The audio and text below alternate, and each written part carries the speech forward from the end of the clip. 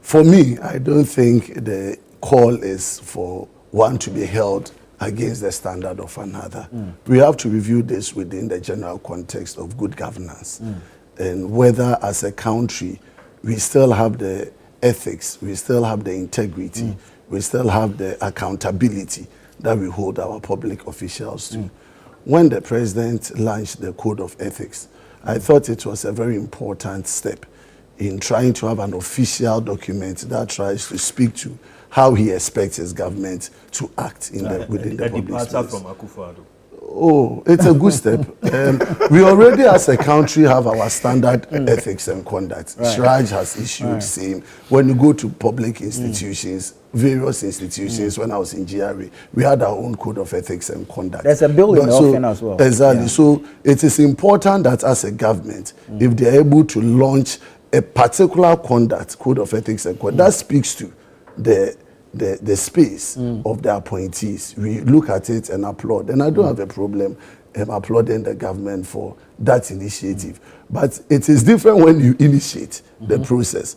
And it is different when you have a test and you act accordingly to it. Right. When I read the document, one part that struck me was the scope of those ethics, those that it's supposed to cover. It talked about government appointees, talked about ministers, deputy ministers, and so on and so forth. Heads of parastatals. Exactly. So the acting CEO of an important body like the Gold Board is caught within the framework of those the president expects to live within the highest standards. So when we watch the video and the incidents that happened, is this something that we are proud of? Is this something that we want to see our public officials do? Because it's not just the optics. It is about the kind of way we present things. You know, this is a person who has been appointed, as Larry said, into a very sensitive government position. We are in a country where we use some currencies as a legal tender. Okay, if I go to the US and I want to give a gift, I use US dollars to give a gift. If I go to UK and I want to give a gift, I give pounds as a gift. So if I'm in Ghana and I want to give a gift, I give it in Ghana cedi. What is this craze about an individual, a government appointee, staffing so much dollars and having that confidence and comfort to give it out as a gift? That is where my concern is. And so is it the situation that he has stopped spending cedis? are we so rich overnight that the easiest currency that comes to us is in dollars? Prof thinks the dollar has fallen so badly that people are giving people are trying to dispose it off. You know, he can say that on a lighter side. He's here to give us some. You know, he can say that on a lighter side. But from where I sit and the work we do, myself and Prof, if someone is to dole out, I don't know how much he gave. If you counted, some people are saying readily about 3,000 or 4,000 or what have you. I don't even know if people say 10,000. It's not about that. But even if that says it's 800 Ghana cedis. Oh, but when you count, you know that is not so. So that's not. We all saw the counting process, but I'm not in a position to put that value on it. But even what was snatched from his hands. Exactly. So when you look at it from that context, then as government officials, it is important that we try to bring certain things into clarity. We hold people accountable. Now, what is our expectation of the president? Because as we said, you have issued out the Code of Ethics and Conduct. This is just a month down the line, and you've been faced with... Actually happened within the same week of the launch. So, if within 48 hours... Yeah. Yes. If within 48 hours, this matters because we've lived this over yesterday and today. We are in the early hours of today. And there's not been any official communication from government acknowledging that this issue has come to its attention. The minister in charge of government communications has spoken regarding this matter. He says there will be a full-scale investigation, but the president will be briefed since he's out of the country upon his return we'll know what actions the president will take. So is he speaking on behalf of the president in this matter that there will be a full-scale investigation? That's what he has He said. speaks on behalf of the president. No, but we have certain, the way he narrated it, it was as if he expects a full-scale investigation, but he's awaiting the president. But if the president is going to institute a full-scale investigation, then it comes within the context of what we are calling for as a minority. Because a man cannot be hanged when he has not been heard. Yeah.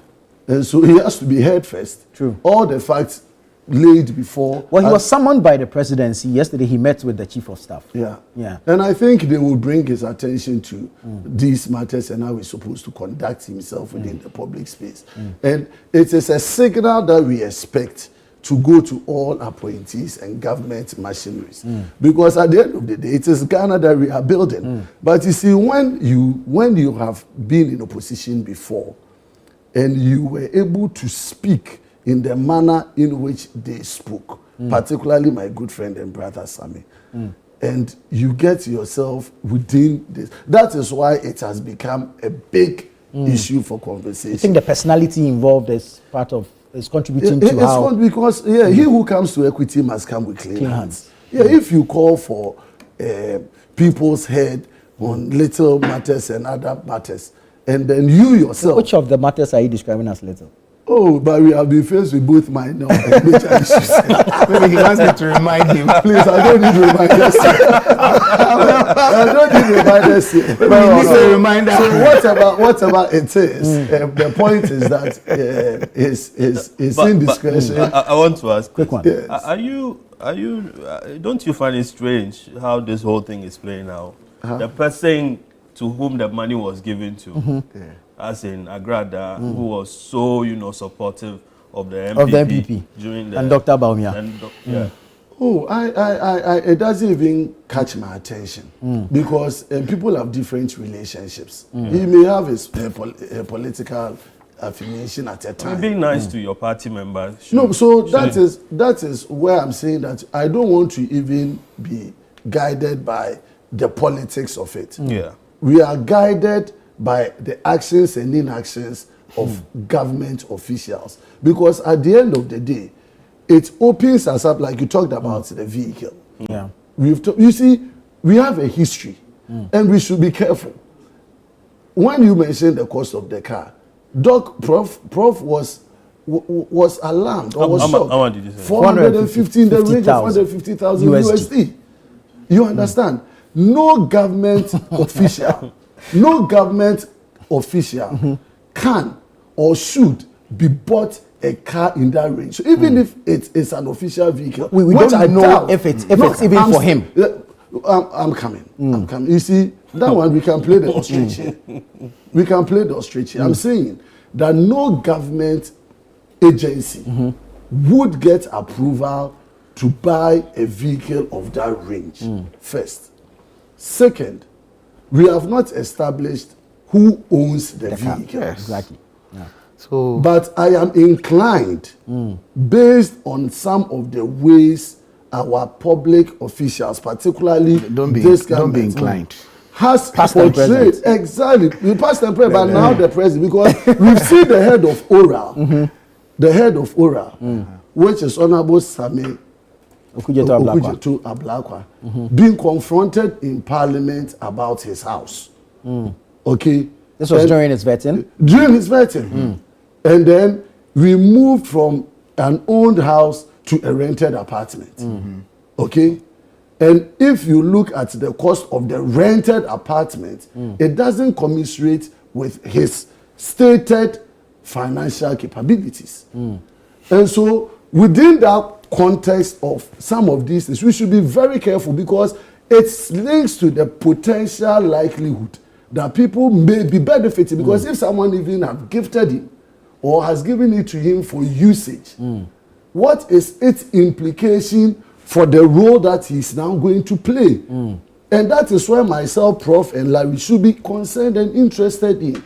Because if it is going to affect his function as the chief executive of an important arm of government agency like the Gold Board, then advice, counsel, and training have to go into their lives so that at the end of the day, they don't fall prey. because he's a fantastic guy. Yeah. He's my colleague counsel. He has when he appeared before us at Finance Committee on the Gold Board, he eschewed good understanding in the role that he's going to play. But that is not enough. Ethics, integrity, and good conduct is the hallmark, because at the end of the day, if the person doesn't have those qualities, he will fail in the role that he is. Very well.